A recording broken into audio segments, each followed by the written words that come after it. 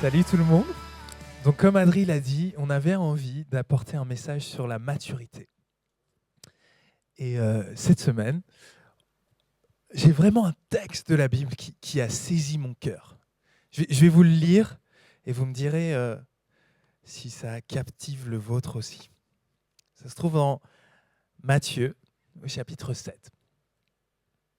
Jésus parle et il dit « Entrez par la porte étroite, car large est la porte et spacieux le chemin qui mène à la perdition. Et il y en a beaucoup qui entrent par là. Mais étroite est la porte et resserré le chemin qui mène à la vie. Et il y en a peu qui les trouvent. Gardez-vous des prophètes de mensonges. Ils viennent à vous déguisés en moutons, mais au-dedans, ce sont des loups voraces. C'est à leurs fruits que vous les reconnaîtrez. Cueille-t-on des raisins sur des épines ou des figues sur des chardons? Tout bon arbre porte de beaux fruits, tandis que l'arbre malade produit de mauvais fruits. Un bon arbre ne peut produire de mauvais fruits, ni un arbre malade produire de beaux fruits. Tout arbre qui ne produit pas de beaux fruits est coupé et jeté au feu. C'est donc à leurs fruits que vous les reconnaîtrez. Ce ne sont pas tous ceux qui me disent « Seigneur, Seigneur » qui entreront dans le royaume des cieux, mais celui-là seul qui fait la volonté de mon Père qui est dans les cieux. Beaucoup me diront en ce jour-là « Seigneur, Seigneur, n'avons-nous pas, par ton nom, n'avons-nous pas... non, attends, excuse-moi. Seigneur, Seigneur, n'est-ce pas par ton nom que nous avons parlé en prophète? Par ton nom que nous avons chassé des démons? Par ton nom que nous avons fait beaucoup de miracles? Alors je leur déclarerai, je ne vous ai jamais connus. Éloignez-vous de moi, vous qui faites le mal. Ainsi, quiconque entend de moi ces paroles et les met en pratique sera comme un homme avisé qui a construit sa maison sur le roc. La pluie est tombée, les torrents sont venus, les vents ont soufflé et se sont précipités sur cette maison. Et elle n'est pas tombée, car elle était fondée sur le roc. Mais quiconque entend de moi ces paroles et ne les met pas en pratique sera comme un fou qui a construit sa maison sur le sable. La pluie est tombée, les torrents sont venus, les vents ont soufflé et se sont abattus sur cette maison. Elle est tombée et sa chute a été grande. Lorsque Jésus eut achevé ses discours, les foules étaient ébahies de son enseignement, car il les instruisait comme quelqu'un qui a de l'autorité et non pas comme leurs scribes. Amen.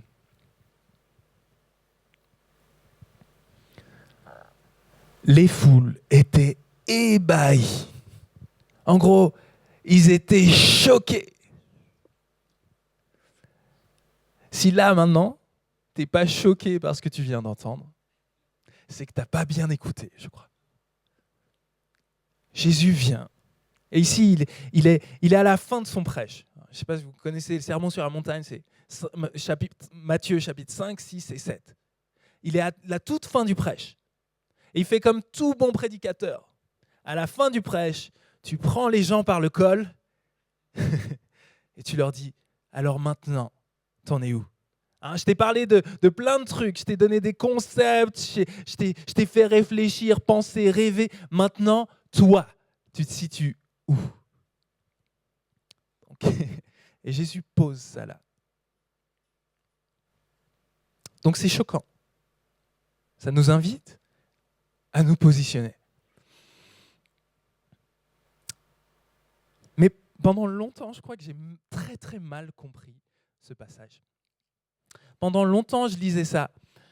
Large est la porte et spacieux le chemin qui mène à la perdition. Et je me disais, le large chemin qui mène à la perdition, certainement c'est la débauche. Certainement c'est l'immoralité. Parce que sûrement qu'il y a deux voies dans l'humanité. Il y a la voie de ceux qui se laissent aller, et puis il y a la voie de ceux qui sont sérieux, qui font la justice, qui sont droits, qui font des efforts, qui se privent. Puis il y a la voie de ceux qui se laissent aller, qui font un peu n'importe quoi, avec leurs finances, leur porte-monnaie, avec leurs mains, leur bouche, avec les autres parties du corps. Le, le, le large chemin de l'immoralité. Le problème avec cette interprétation, en fait, j'ai réalisé, c'est qu'elle est totalement fausse. C'est exactement pas ce que Jésus dit dans ce passage. Elle est exactement fausse parce que si tu regardes dans l'histoire de l'humanité, c'est pas vrai. L'immoralité, c'est pas la manière dont les civilisations se comportent. C'est pas la stratégie principale des humains. Si tu regardes dans ce passage-là, c'est le 3e chapitre. Matthieu 5, 6, 7. 3 chapitres que Jésus va vraiment attaquer un type de personne. Et ce type de personne, ce n'est pas les débauchés, ce n'est pas les immoraux, c'est les religieux. La stratégie la plus répandue dans le cœur humain, dans les civilisations humaines, dans les communautés humaines, pour remédier à la honte, à la culpabilité, aux crises existentielles, c'est la religion. C'est même un peu plus large que ça. C'est ce que j'appelle l'auto-justification. La manière qu'on utilise, la stratégie qu'on a développée pour remédier à tout ce qui ne va pas chez nous, c'est l'auto-justification. Pour se sentir bien par rapport à nous-mêmes, pour sentir qu'on est bon, qu'on a de la valeur, qu'on n'est pas n'importe qui, l'auto-justification. Est-ce que tu as vu ce que j'ai fait? Est-ce que tu as vu mes accomplissements? Est-ce que tu as vu que moi, je suis quand même un peu mieux que ces autres gens-là? Ok, je ne suis pas parfait, mais je ne suis pas lui. L'auto-justification. Tu n'as pas besoin d'être religieux pour être dans l'auto-justification. Ou plutôt, tu n'as pas besoin d'être croyant pour être religieux, en fait. Tu vois, on est dans une société où tu sais très bien que, bon, si tu n'as pas pris EasyJet cette année, si tu as des chaussures qui n'ont pas été fabriquées par des petits Chinois dans une usine, si tu fais des efforts et que tu vas en vélo au travail, tu es quand même un petit peu mieux que les autres. Hein? Tu n'as pas besoin de croire en Dieu pour être dans l'auto-justification. Et dans l'Église, c'est même pire.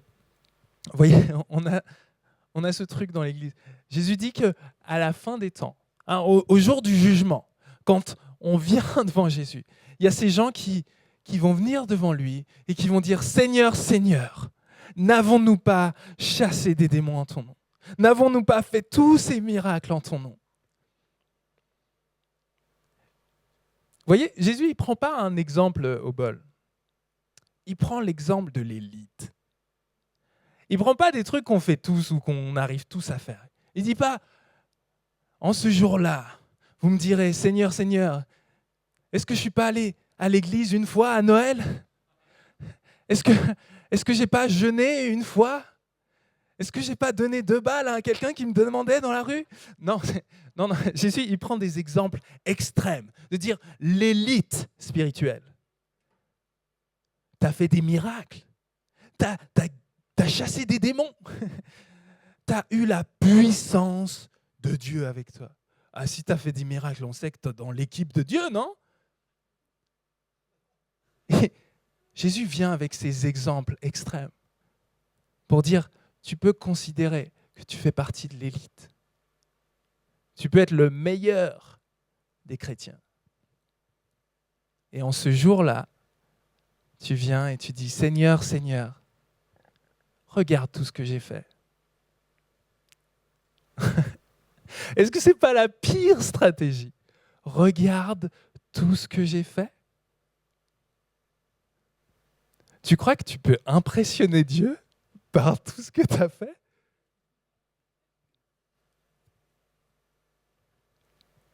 Si tu peux dire à Dieu, regarde ce que j'ai fait, c'est que tu ne sais pas ce qui se passe là-dessous en fait. Regarde tout ce que j'ai fait pour impressionner les autres. Regarde comment même quand je pleure dans la louange, je suis tout content parce qu'il y a mon voisin qui va le voir. Regarde tout ce que j'ai fait. Parce que quand je donne, en fait, je suis tellement fier de moi que je me sens juste un petit peu plus saint que tous les autres. Regarde tout ce que j'ai fait. Parce que religieusement, j'ai prié tous les matins. Alors tu es obligé de dire, je suis dans ton équipe. Regarde tout ce que j'ai fait. Mais tout ça, c'est du vent. Tout ça, c'est une maison construite sur la religiosité. Une maison construite sur l'auto-justification. Une maison construite sur « j'ai pas besoin de toi, Dieu, en fait ». Une maison construite sur « la personne la plus importante dans ma vie, c'est moi. La personne qui peut me sauver, c'est moi. La justice dont j'ai besoin, c'est la mienne. » C'est la pire stratégie pour ta vie, de construire sur ta justice. Sur ce que tu peux faire, c'est la pire stratégie. Jésus nous prévient, il nous dit c'est la stratégie qu'on utilise tous, la plus répandue. Mais si tu construis sur cette pierre, sur cette fondation-là, ta vie va s'écrouler. Tu seras constamment angoissé. Qu'est-ce que les gens pensent de moi? Tu seras constamment en compétition. Tu seras constamment persécuté par ton propre jugement, par ton propre cœur. Il n'y a pas de paix, il n'y a pas de justice, il n'y a pas de vrai amour dans l'auto-justification.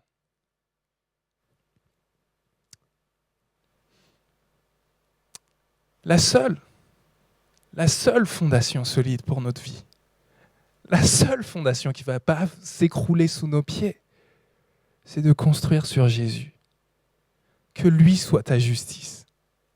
Que lui soit celui qui te justifie. Que lui soit ce qui dit que tu es bon, que tu es aimé, que ta vie a de la valeur, que ton offrande, aussi pourrie soit-elle, elle a de la valeur, elle compte. C'est lui. Construis sur lui. Qu'au jour du jugement, tu ne viennes pas dire « Regarde tout ce que j'ai fait !» Mais Seigneur, je t'aime. Merci de m'accueillir. Construis ta vie sur Jésus, ton édifice, sur sa parole. Et Jésus parle d'obéissance. Ceux qui entrent dans le royaume de Dieu, c'est ceux qui obéissent à la volonté du Père. Et si tu es religieux, tu vas trembler. L'obéissance. Parce que Jésus écrit dans Matthieu 5, chapitre 20, il dit « Si votre justice ne dépasse pas celle des pharisiens, vous n'entrerez pas dans le royaume des cieux. » Et là, la plupart d'entre nous, on est là « Attends quoi ? Je dois être encore plus religieux que le plus religieux d'entre nous. Je dois jeûner encore plus que les pharisiens. Je dois prier encore plus, évangéliser encore plus que les pharisiens qui faisaient la moitié du globe pour gagner un converti. » C'est impossible. Non, c'est pas de la justice, ça, parce que c'est toujours basé sur l'auto-justification. Obéir à la volonté du Père, c'est abandonner sa propre justice. Et tu vas peut-être faire exactement les mêmes choses que tous les pharisiens, mais tu vas les faire par amour de Dieu. Tu donnes parce que tu t'es abandonné à Jésus. Tu as abandonné la tentative de te justifier toi-même. Tu pries parce que tu veux aimer Jésus plus et parce que tu as été rencontré par lui. Tu jeûnes pour ces mêmes raisons. Abandonne l'auto-justification.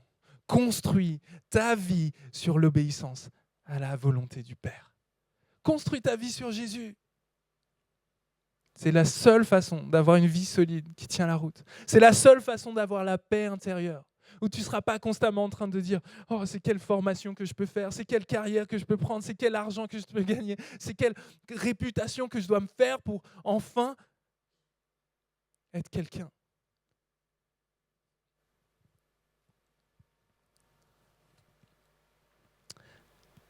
Moi, ce qui me réjouit, c'est que c'est ça la bonne nouvelle. On peut construire notre vie sur ce que Jésus a accompli. Je n'ai pas besoin de baser ma vie sur qui je suis. Je peux tout fonder sur qui il est et ce qu'il a fait. Et toute notre Église peut reposer là-dessus. Imagine ce que c'est une Église qui abandonne l'auto-justification. Imagine ce que c'est. Une Église où on n'est plus dans la comparaison. On n'est plus en train de dire « Bon, au moins, moi, je ne suis pas comme lui. » Une Église où tu ne te sens pas coupable parce que tu n'as pas les petites émotions dans le ventre pendant la louange. Parce que ce n'est pas ça qui compte. Une Église où tu ne peux pas être en colère longtemps. Parce que la colère ne prend pas racine. Parce que vous savez, la colère se nourrit, la rancœur se nourrit de l'auto-justification. À partir du moment où tu as reconnu « Je suis pécheur, j'ai besoin de l'aide de Dieu, je ne m'en sortirai pas par mes propres forces », tu ne peux plus juste te dire « Mais tu as vu ce qu'il m'a fait !» Parce que tu réalises « Tu as vu ce que moi j'ai fait ?» Ça ne marche plus. La culpabilité, la honte, la rancœur, l'amertume, ça ne prend pas racine dans une communauté qui vit dans l'Évangile, qui ne vit pas de l'auto-justification, qui n'est pas en train de dire « Alors, voici les barrières. Si tu es dans la communauté, tu dois avoir tous les critères. » Non. Une communauté qui n'est pas dans l'auto-justification, c'est une communauté qui dit « Nous, on mise tout sur Jésus. Tu es bienvenu de le faire aussi. Je n'ai pas besoin de contrôler ce que tu fais. Je n'ai pas besoin d'avoir la main mise sur ta vie privée. Moi, je te dis une seule chose. Fais confiance à Jésus. » Une communauté qui ne vit pas dans l'auto-justification, c'est une communauté où les loups qui se déguisent en brebis sont démasqués. C'est un passage qui est terrifiant pour tous les pasteurs. On se dit toujours, mais est-ce que je ne suis pas un loup finalement ? Il y a des gens, pour des raisons religieuses, d'auto-justification, qui ont envie de contrôler ta vie. Des leaders, des mentors, des pasteurs, des prophètes qui veulent avoir le pouvoir sur toi. Parce que ça te fait te sentir tellement bien quand tu sais que les gens t'écoutent, les gens font ce que tu dis, tu te sens tellement juste, tellement bien, tellement... Et Jésus, il démasque ça dans ce passage. Faites attention à ces loups qui se déguisent en brebis. Ils font croire que c'est pour ton bien, mais en fait, ils veulent te contrôler. Dans une communauté où on n'est plus dans l'auto-justification, en fait, on démasque ce genre de mécanisme. Parce qu'on n'a plus besoin de se sentir bien parce que machin nous a parlé. On n'a plus besoin de se sentir bien parce qu'on contrôle les gens. On n'a plus besoin de contrôler ce que les gens font. On se méfie un peu du gars qui est un petit peu trop directif.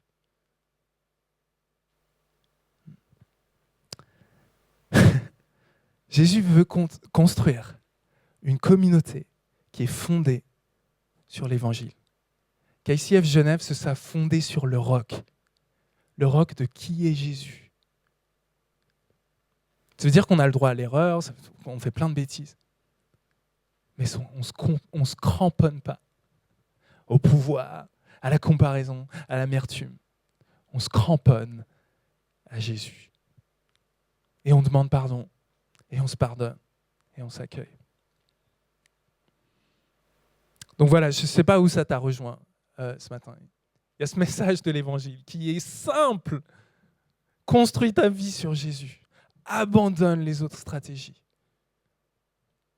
Et j'ai envie de te proposer qu'on puisse y répondre maintenant. On va prendre juste 30 secondes pour laisser Dieu nous interpeller. Jésus, il a envie qu'on se positionne. Si tu sens,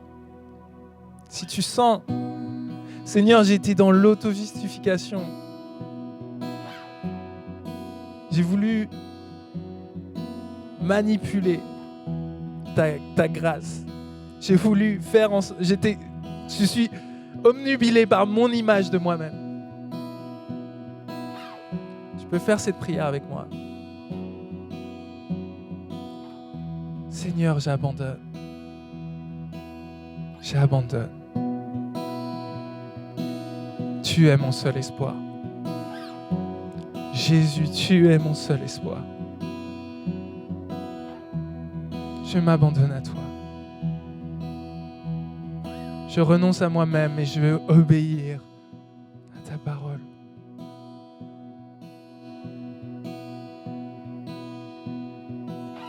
Je te laisse discuter pendant un petit moment avec ton Seigneur.